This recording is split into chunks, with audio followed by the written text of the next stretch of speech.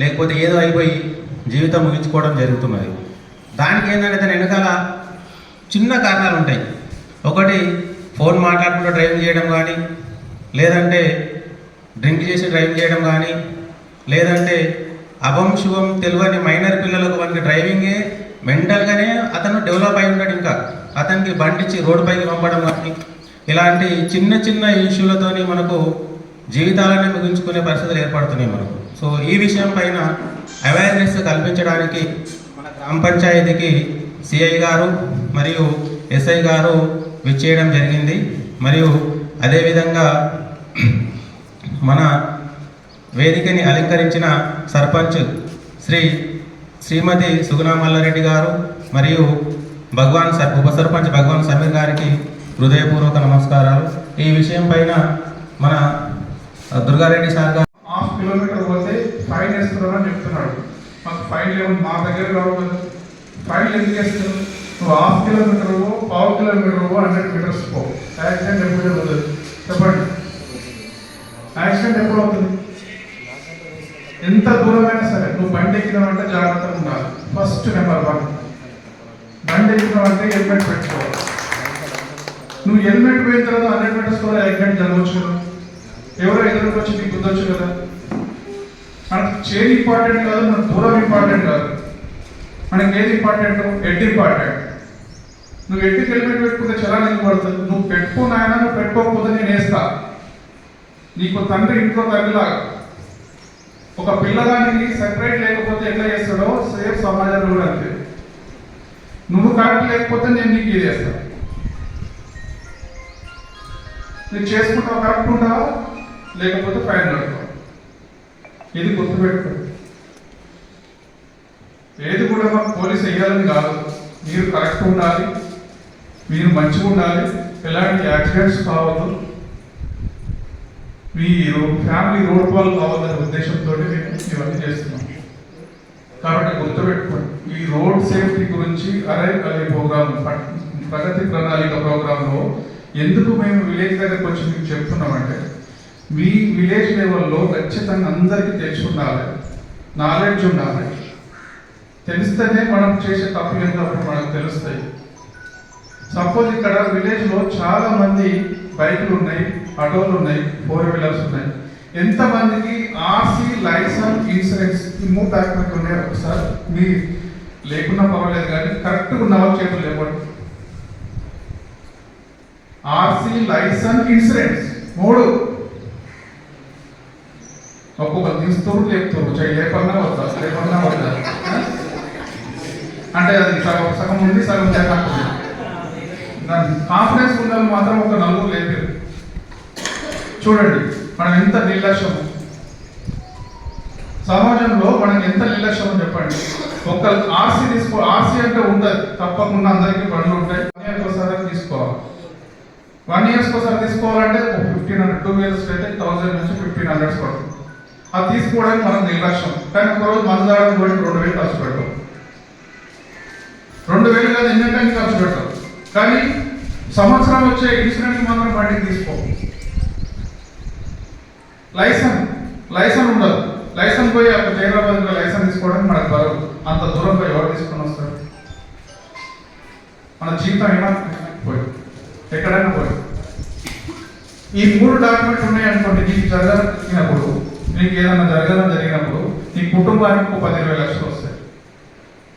నీ కుటుంబానికి ఎందుకంటే నీ కుటుంబం నీ పైన ఆధారపడుతుంది, నీ భార్య పిల్లలు మీ పైన ఆధారపడుతుంది. ఏదైనా జరిగితే ఈ డాక్యుమెంట్స్ ఉంటే మీ కుటుంబానికి 10-20 లక్షలు మీకు ఇంకా ఇన్సూరెన్స్ వస్తుంది. ఇవన్నీ లేకపోతే జీరో. నువ్వు ఒక శవాన్ని వెనకేసుకున్నట్టే. చాలా తక్కువ రేట్లు వస్తున్నాయని సెకండ్ హ్యాండ్ వాల్యూ ఉంటావు. ఎక్కడ ఒక 5,000-10,000 ఫీట్ల ముందో లేకపోతే ఎవడో మెకానిక్ దగ్గర అమ్ముతాడు ఆ సెకండ్ హ్యాండ్ బండి. తీసుకొని వస్తావు, తీసుకొని వచ్చి దాన్ని ట్రాన్స్ఫర్ చేసుకో. మనకు అది అయినా కూడా నీకు ఇబ్బంది ఉండదు. సో ఇది డాక్యుమెంట్ అనేది. హెల్మెట్ పరంగా క్లియర్గా చెప్తున్నాను. హెల్మెట్ అనేది ఎడ్డు ఎక్కడ తాకినా కూడా మనిషి బతకాలు జరగదు. ఎడ్డు తాకితే గ్యారెంటీ ఉంటుంది. చిన్న సింపుల్గా రోడ్డు మీద పోయి రోడ్డు క్రాస్ అయ్యి కాలు పడ్డా కూడా ఎడ్డు అనుకోండి, ఇక్కడ గోమాలకు వెళ్ళిపోతాడు. వానికి ఇక నెల రోజులు 2 నెలలు 3 నెలలు అడ్మిట్ అవుతాడు, 10-20 లక్షల రూపాయలు ఖర్చు అయితే ఆ లాస్ట్ వాడు వచ్చి బతుకుతాడు, గ్యారంటీ కూడా ఉండదు. గ్యారంటీ ఉండదు. ఇప్పుడు బయటకు వచ్చినా కూడా మన మైండ్ కరెక్ట్ ఉంటుంది, గ్యారంటీ ఉండదు. అది బతుకుతే ఇక గట్టిగా తాగిందంటే వాడు ఇంకా స్పాట్లో చనిపోతాడు. అందుకే గుర్తుపెట్టుకోండి, హెల్మెట్ అనేది మనది ప్రాణానికి రక్ష, మనకు ప్రాణానికి రక్ష. బండి ఎక్కినామంటే హెల్మెట్ బుక్ పెట్టుకోవాలి ఫస్ట్. ఇది మన ఫ్యామిలీ అందరికీ చెప్పాలి, మన ఫ్యామిలీ అందరికీ చెప్పాలి. ఇక్కడ వాహనం డ్రైవింగ్ సక్క రాదు, మనకి ఎట్లా పోవాలో తెలియదు, ఎట్లా అట్లా పడితే అట్లా రానుకుంటూ వెళ్ళిపోతూ ఉంటాడు. ఎదురు వచ్చే వాళ్ళని చూడడు, ఆ డైరెక్షన్ వచ్చే వాళ్ళని చూడడు, వెనక్కి వచ్చేటు ముందర వచ్చేవాడు అబ్జర్వ్ చేయడు. ఒకటే పోవడం కూడా తెలుసు. 18 ఇయర్స్ వచ్చేదాకా ఎవరు కూడా బండ్లు ఇవ్వకండి. మైనర్ పిల్లలకు ఒకవేళ బండ్లు ఇచ్చినట్టయితే ఏదైనా జరగడం జరిగితే మీ తల్లిదండ్రుల మీద కేసు అవుతుంది, మీరు ఇబ్బంది పాలు కావాల్సి వస్తుంది, వాళ్ళ జీవితం కూడా కరెక్ట్. అది క్లియర్ చూడ అర్థం చేసుకోవాలి. ఇంకోటి రాంగ్ సైడ్ డ్రైవింగ్. చాలా మంది ఏం చేస్తారంటే పోతుంటారు, ఇప్పుడు మన తరగతి ఏమవుతుంది, ఎదుర్కొచ్చేటాడో ముందు వచ్చేటాడో వెనుక చూసుకోవడానికి ఉద్దేశం. అది ఎవరు నిర్లక్ష్యం అవుతుంది, మనం చూసుకోకుండా ఎంత జాగ్రత్తగా పోకుండా నిర్లక్ష్యంగా తిరుగుతాం. బట్టి నిర్లక్ష్యంగా తిరిగినప్పుడు మనం పని కావాల్సి వస్తుంది. ఇంకోటి మీ టౌన్లో కూడా చాలా అబ్జర్వ్ చేస్తున్నాం, ఈ ఆటోలు రోడ్డు మీదనే పెడతారు. ఆటో ఇటు ఆటో కూడా ఆటో పెడతారు, ఇటు కూడా ఆటో పెడతారు, మధ్యలో ఒక దారి ఉంటుంది. ఏదైనా హెవీ వెహికల్ వచ్చినప్పుడు కానీ, ఎవడన్నా ర్యాష్ తాగి ఎవడన్నా వచ్చినప్పుడు కానీ ఈ ఆటో గుర్తుకొని పడదు. నేను ఆటో గుర్తుకొని పడదు, ఎవరు తప్పు? రోడ్డు మీద పెట్టిన తప్పు అవుతుంది, గుర్తు పెట్టుకోండి. రోడ్డు దించిపెట్టుకోవాలి, రోడ్డు మీద ఎవరు పెట్టదు, అది మన తప్పు. రోడ్డు ఉంది ఎందుకు, పోవడానికి రావడానికి. ప్లేస్ లేదా వేరే దగ్గర పెట్టుకోండి. కానీ ఏదో చిన్న నిర్లక్ష్యం వల్ల మీరు రోడ్డు మీద పెడితే ఏం కాదని, ఏం కాదులే అని అనుకున్నాను అనుకోండి, ఏదో ఒక రోజు మీకు ఇబ్బంది పాలవుతుంది. అదొకటి. ఇంకొకటి ఇంకేముంది, వెంటనే మీకు ఆల్రెడీ క్లియర్గా సీసా మీదనే బాటిల్ మీద రాసుకుంటారు, చూసారా? మద్యం తాగి వాహనం నడిపేదని చూసారా? ఇంతమంది ఎవరు చూసారా? బాటిల్ మీద చూసారా? చూడు చెప్పలేదు అండ్ ఎవరు తాగారు ఇక్కడ? క్లియర్గా దాని మీద ఉంటారు. ఎందుకు నాయన నువ్వు మందు తాగుతున్నావు, డేంజర్, నువ్వు బండి నడిపించకుండా క్లియర్ హెచ్చరిక కూడా ఉంటారు వాటి మీద. అయినా మన నిర్లక్ష్యం ఎంత నిర్లక్ష్యం అంటే, తాగిన తర్వాత నేను దగ్గరనే కదా గేట్కి నేను పోలేనా అని చెప్పేసి బండి మీద పోతుంటారు.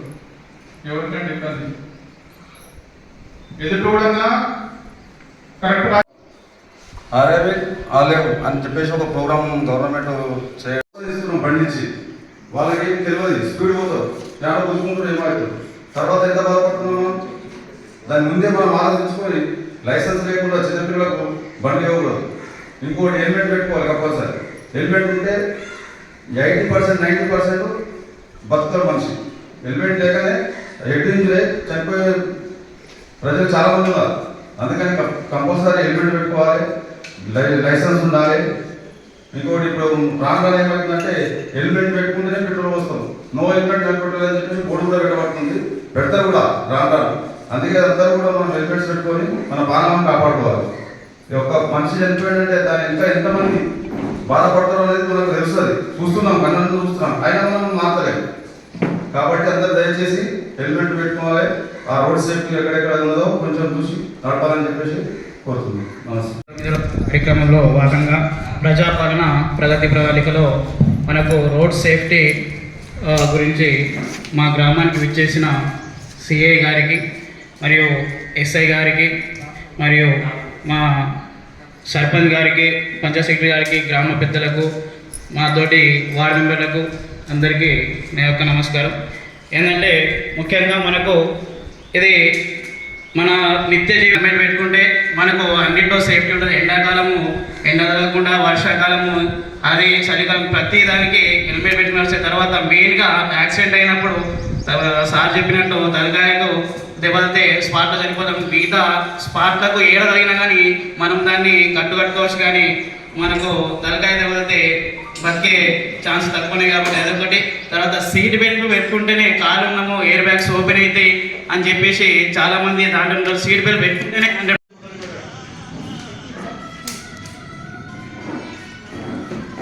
నేను భారతదేశ పౌరుడిగా మోటార్ వాహనంల చట్టంలో పొందుపరిచిన రోడ్డు నియమ నిబంధనలను పాటిస్తానని ఇతరుల శ్రేయస్సుని తోటి రోడ్డు వినియోగదారులను గౌరవిస్తానని రోడ్డు ప్రమాదాలు జరగకుండా నా కర్తవ్యాలను శ్రద్ధతో ఉచితంగా ప్రయాణం చేయడానికి సహకరిస్తానని దృఢ సంకల్పంగా ప్రమాణం చేస్తున్నాను.